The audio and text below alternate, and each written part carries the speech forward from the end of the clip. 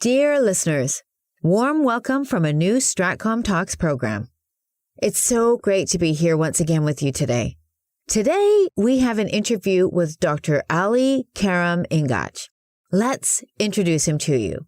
He graduated from Marmara University, Faculty of Communication, Radio, Television, and Cinema. He has a doctorate degree from Faculty of Communication, Public Relations, and Publicity. He currently teaches at Marmara University.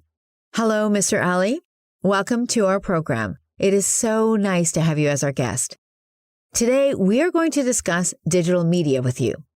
Mr. Ali, we have been talking about digital media all the time, but I'm not sure if we really know the definition of it.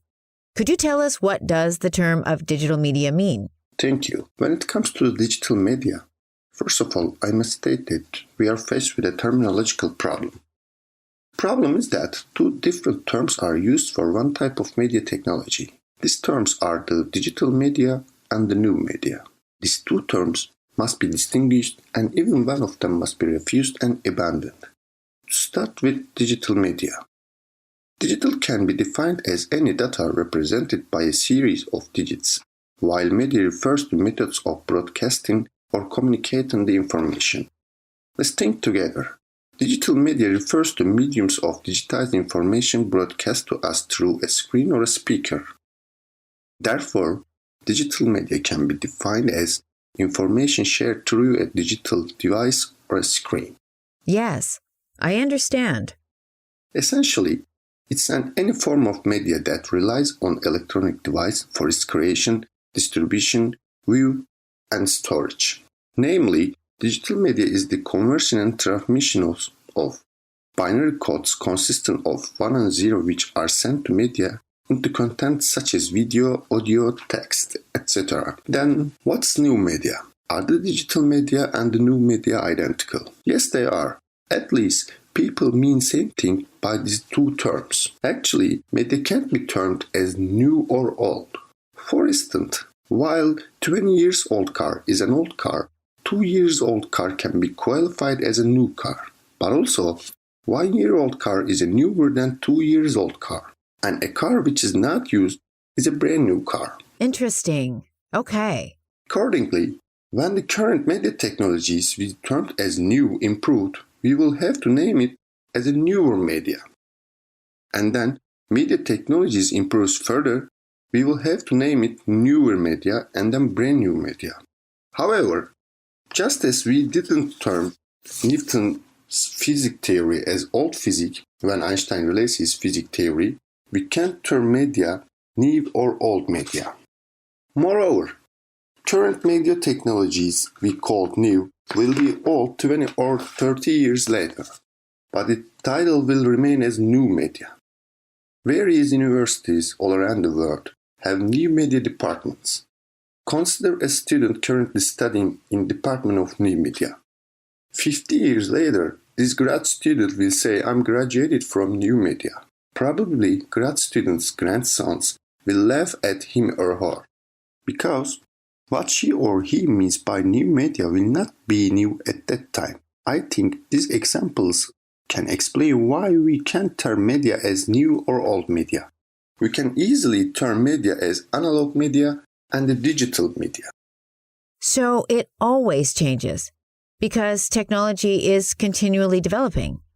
Well, we know that media has started with analog, but everything changed with the information era. What are the key differences between analog media and digital media?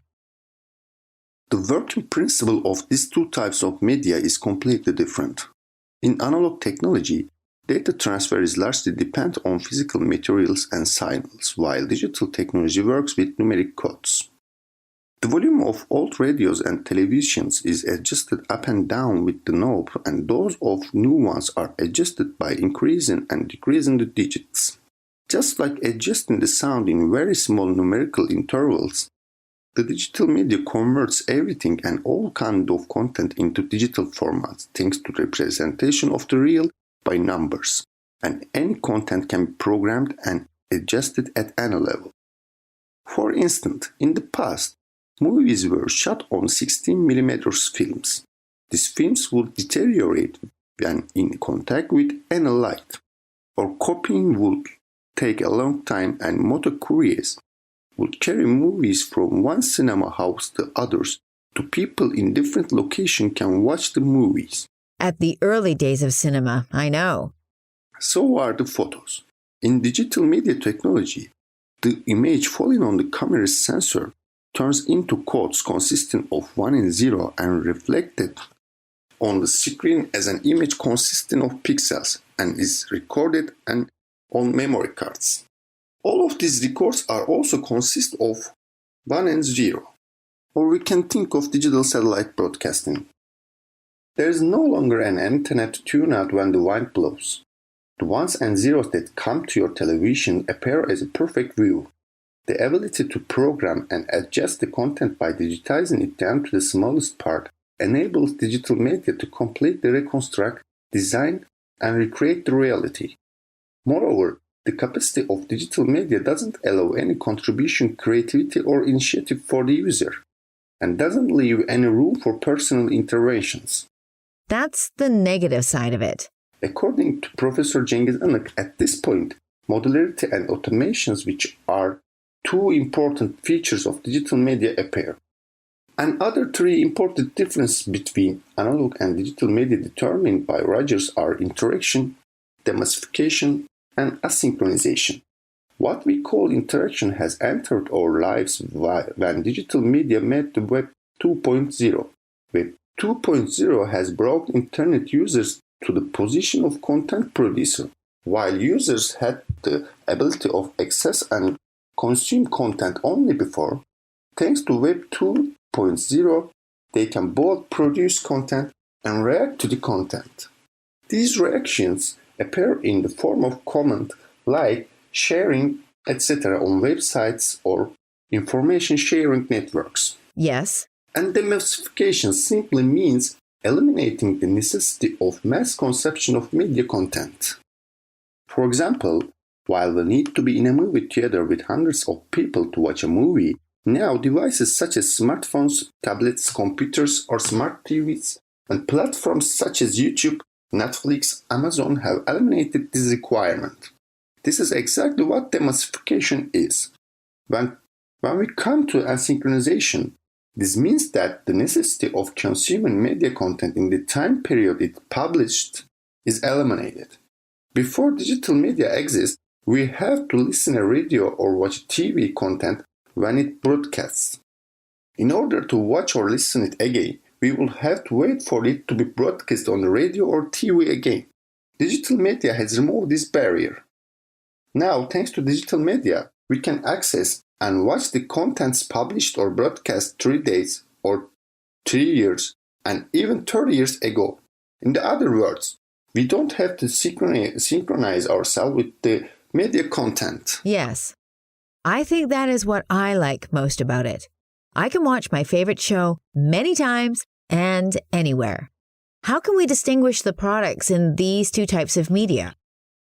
The modularity and automation features of digital media, which Cengiz Anık mentioned as the key differences between digital media and analog media, also includes the analysis of the character of digital media products.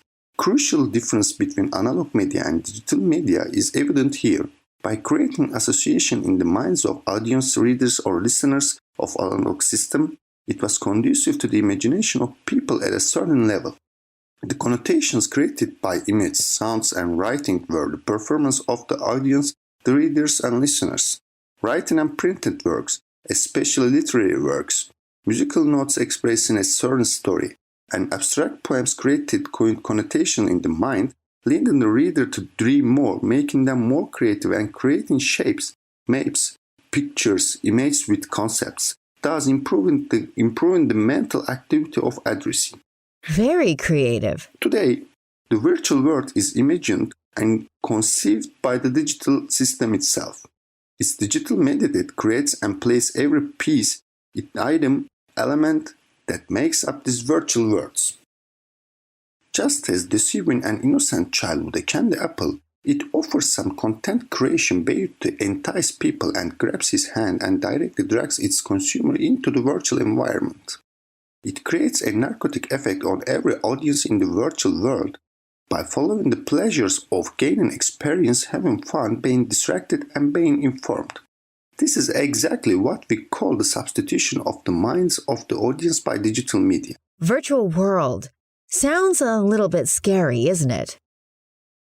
On the other hand, analog media, so mass media products, are designed to create certain opinions and attitudes in the audience, readers or listeners, and to obtain the desired behavior from them.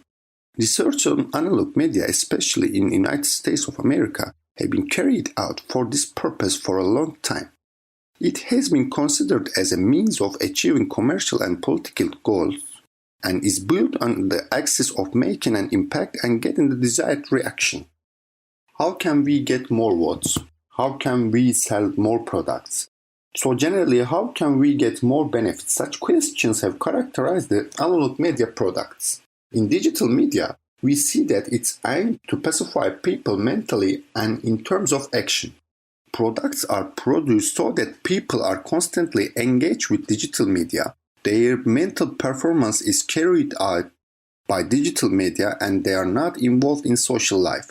In other words, we can talk about a process that prevents people from carrying out mental performance and then taking social action.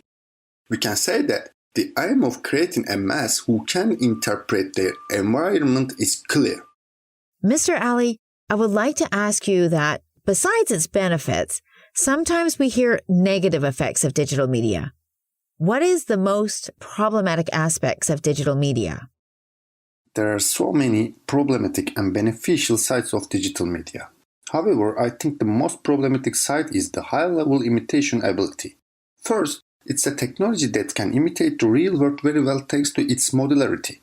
While imitating all objects in the real world, especially people and even dead people, it can cause great problems for humanity. Currently, a technology called deepfake is mentioned all over the world. Deepfake is a technology focused on creating a digital copy of a person's recorded image and sounds and making him or her make the desired movements and say the words. When you see its samples, you feel that it can be even used for a start of war. That's dangerous, actually. I cannot imagine what they can do to harm people by using it. Worse still, digital media tries to imitate people's mental activities. It's planned that if these activities can be copied into a machine, a brand new human being, so a perfect cyborg, can be created. We are talking about the passion to create a mediatic human existence free from weaknesses. This is the most problematic aspects of digital media. Since this weakness is both a great blessing and a burden that cannot be compensated for every human being, it's aimed to maximize what is a blessing and eliminate what is a burden. It seems that some progress has been made in this regard with the hybrid media invention. Mr. Ali Kerem, thank you so much for joining us today. It was a very interesting talk. We talked about digital media. We really enjoyed our interview. I learned so many new things. Thank you for your time. Thank you for inviting me and giving me the opportunity to share my opinions and express myself. It was a pleasure to be here and talk to such people. I hope we can meet again. Thank you. Have a nice day. As always, thanks to you, our listeners. We will be happy to meet again at StratcomTalks. Goodbye and have a wonderful day.